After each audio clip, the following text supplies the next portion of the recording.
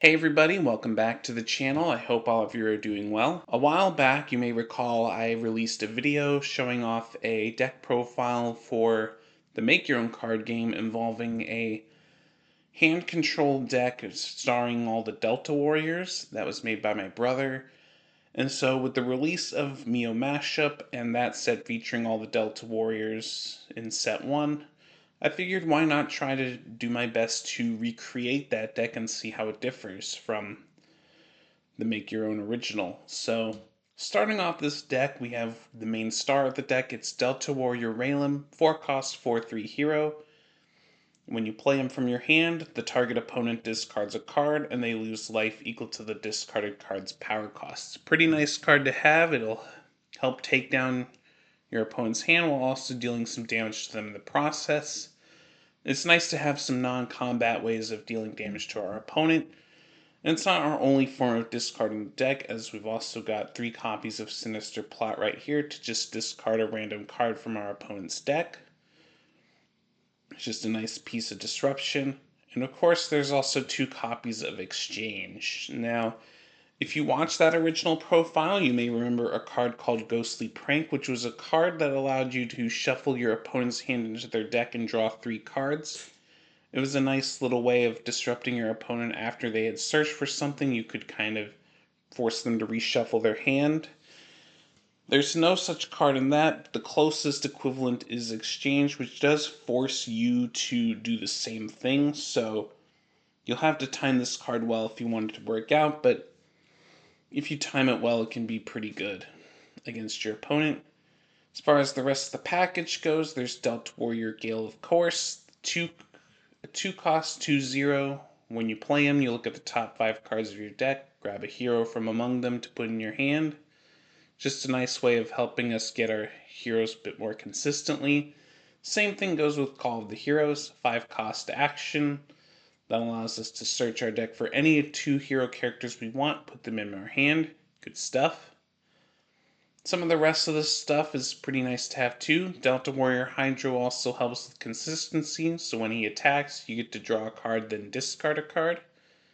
So it'll help us draw through our deck a little faster. As well as Flora Sky, she is a 3 cost 2/3 where you get to either look at the top card of your deck and you can either add it to your hand or add it to your resource row. So depending on if you need some extra resources and want to ramp out faster or you just need the card, you have a little flexibility there. As far as removal is concerned, we've got a lot of it. One of the first ones is Delta Warrior Pyro, a 5 cost 5/4 hero, where as a cost to use as activated ability, you destroy him, then you destroy target opposing character. Of course, there's also a couple copies of Steady Shot to help us to destroy target character for 3 costs as an action card. If you want some bounce, you've got Delta Warrior Arrow, who when you play her, you get to return a character and all cards attached to it to its owner's hand. It's pretty nice to have in certain situations. 3 copies of Blitz as well for the critical, just when allowing him to attack a character and destroy it regardless of its defense. It's pretty cheap too at cost 1. Similarly, we've got Apocalypse Now as well, just 1 copy, but you never know when you need some mass removal. It's just very good to have. Some other good utility cards we've got are Delta Warrior Shaja with a pretty unique ability. It's a 2 power activated ability where on your combat step you can choose to use this instead of attacking, and you just get to deal X damage to target player, where X is equal to the number of characters with Delta Warrior and their names you control. So if your opponent happens to have a lot of high defense characters that you can't really get around otherwise, this can help you chip in for some extra damage. It's pretty nice to have. We've got another source of burn in Return of the Ooze, a 6 cost 0/7 slime where opponents just lose 2 life at the end of each of their turns, and if it happens to be destroyed by battle, the attacking player loses 5 life. So this can definitely hit our opponent down, whittle them away while we try to control them with our control tools. On the opposite end of the spectrum, we've got Will of the Wonder Kid to help us gain a little life back. when it enters play or when we attack with one of our heroes. Speaking of heroes, we've got Delta Warrior Maxim as kind of our big control win condition. Most of the time we're not going to have 5 characters with Delta Warrior in their names for that second effect, but just being able to have extra power for each other Delta Warrior we have can be pretty good. And we can ramp into it a little faster with our copies of Flora Sky. Final character is Multi-Man. This is a shapeshifter who we get to choose a character and play and copy its abilities and stats. It's pretty nice to have as well.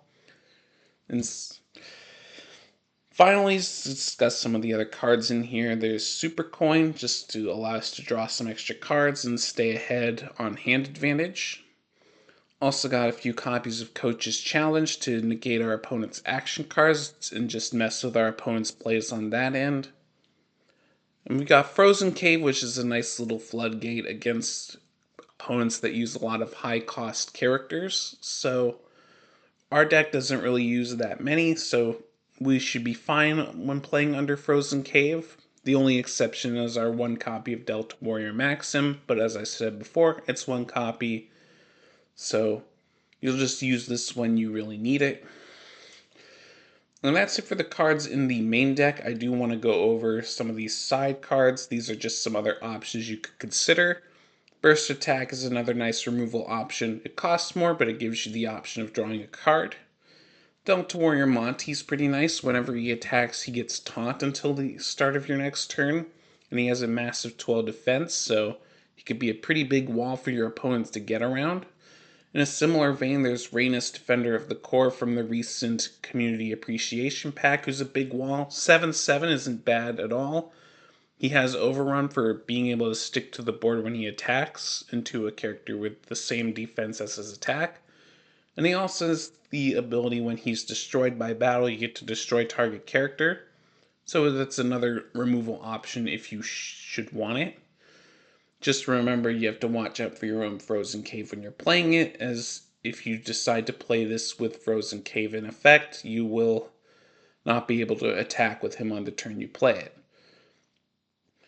Some nice defensive boost is Shield Booster. You can attach this to your Delta Warrior Monty to give him even more defense and make him harder for your opponent to take out. Scion is pretty nice for just giving you some top deck manipulation, as well as another win condition you could use by whittling down your opponent's deck. It's pretty nice. Jake's Net Search is another good draw option. Instead of just grabbing the top 2 cards of your deck, you get to look among the top 6 cards and choose the best 2 from them. It's pretty good, even though it's slightly more cost. Revival Ray is pretty good for reviving any of our characters should we need it. And Lock helps us get most of our action cards back. As you recall, we have a lot of action cards that are 3 or less in cost, like Sinister Plot, Steady Shot, Super Coin, that sort of thing. Lock helps us get them back, and he is a nice evasive character as well. Recycle Arm is another form of recovery you could have. Instead of putting cards back in your hand, you choose any 3 from your discard pile to shuffle into your deck, and then get to draw a card afterwards. Already mentioned Rhaenys, but there's also Split Slime from the Community Pack. This is a nice early game defender that when he's destroyed, you get to search out 2 more and immediately play them, so it's pretty nice to have in the early turns. Speaking of defensive cards, we've also got Reflex Guard to negate a target character's attack, just to prevent a key attack from taking out one of our useful characters. Final card, this is something you'll want to watch out for. This is like a card called Enoch. He has the ability to make our opponent's action cards go up by 1 in their cost, so it's something you'll want to watch out for when your opponent plays it, but this is a deck that can also take advantage of it ourselves, so we could run this and kind of have another floodgate effect that might be better to run over Frozen Cave, should you so desire. But aside from all that, that's pretty much the entire deck. Thank you very much for watching. Leave a like if you enjoyed, and comment below about any other decks you want to see next. I have another reminder for you guys. The tournament deadline to sign up is coming up fast, so if you're not in the Discord and you want to sign up, be sure to join with the link below. And if you're interested in picking up some Myo Mashup cards for yourself, I also have the link to my stores on the Game Crafter for that as well. I'll see you in my next video, and until then, take care.